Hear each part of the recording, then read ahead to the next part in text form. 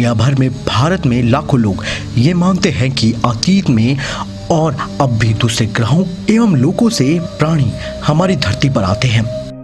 यानी कि इस ब्रह्मांड में हमारे ग्रह पृथ्वी के अलावा और भी जगह जीवन है, या ये कहें कि हमसे उन्नत सभ्यताएं हैं। समय समय पर धरती के अलग अलग भागों में एलियंस यानी कि दूसरी दुनिया के प्राणी की उपस्थिति की खबरें मिलती रहती हैं।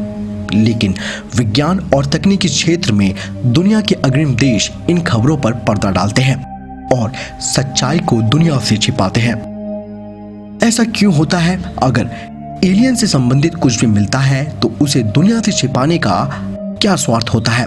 दुनिया भर के पुरातत्वविदों एवं इतिहासवेताओं का जब भी किसी नए ऐतिहासिक रहस्य से सामना होता है तो वो उसे एक अलग ही नजरिए से देखते हैं, जो उन्हें बताता है कि दुनिया में वास्तविक ज्ञान ईसाई लेकर आए थे।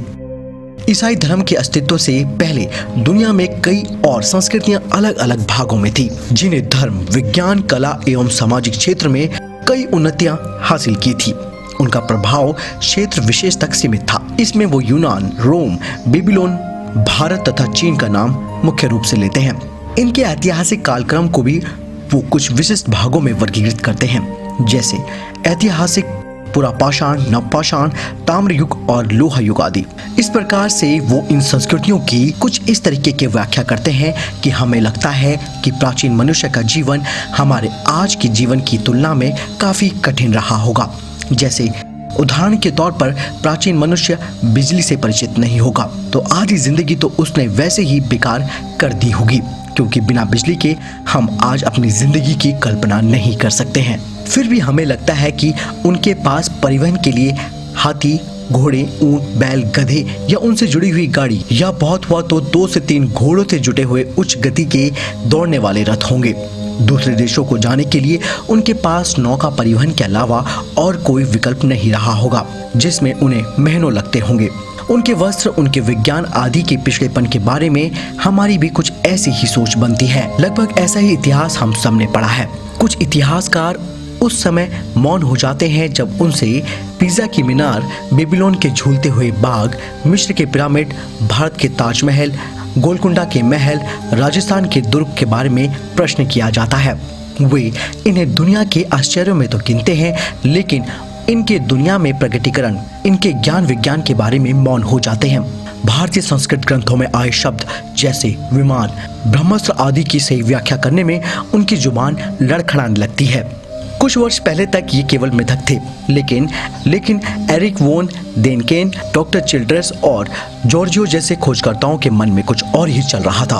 आज जिसे हम एंशिएंट एलियन थ्योरी मानते हैं, वो इनके गहन शोध, परिश्रम और अनुभव का परिणाम है। कुछ समय पहले एरिक वोन की पुस्तक चैरियट्स ऑफ गॉड प्रकाशित हुई। इस पुस्तक में एरिक ने दुनिया को पहली बार बताया कि प्राचीन संस्कृतियां जिन देवताओं और भगवानों की पूजा करती है वो एलियंस थे और उनका धरती पर आना और पृथ्वी के लोगों के साथ व्यवहार असंदिग्ध है, अर्थात वो धरती पर आते थे। धरती पर रहने वाले हमारे पूर्वजों ने जो देखा उसे ही अपने धर्म ग्रंथों में लिखा।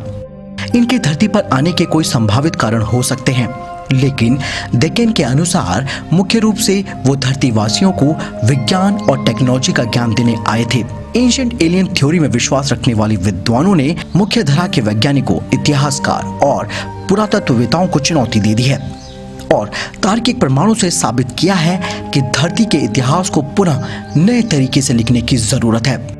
अब ऐसे प्रमाण सामने आ रहे हैं जो मुख्य धारा के वैज्ञानिकों को भी ये मानने पर विवश कर रहे हैं कि धरती पर सभ्यता कोई 2, 4 या 5 हजार साल पुरानी नहीं, बल्कि इसके पीछे उन्नत विज्ञान एवं टेक्नोलॉजी की चमक ने सभ्यताओं को रोशन कर दिया था। एंशिएंट एलियन थ्योरी आगे कौन से रूप में विकसित होगी, किन किन रहस्यों को दुनिया के सामने लाएगी, ये अभी भविष्य के गर्भ में है। लेकिन एक बात तो तय है, अब दुनिया भर के सभी विद्वानों को इन धूर्त इतिहासकारों की चालाकियां समझ में आने लगी है। इतिहास के पन्नों से अब सदियों से जमा झूठ की धूल की परत हटने लगी है। तो दोस्तों, ये है वास्तविक एलियंस थ्योरी का महत्व और असलियत। ये जानकारी कैसी लगी आप जरूर मुझे कमेंट सेक्शन में लिखकर बताएं। अगर आप इस चैनल पर नए हैं तो इस चैनल को सब्सक्राइब जरूर कीजिएगा। नमस्कार।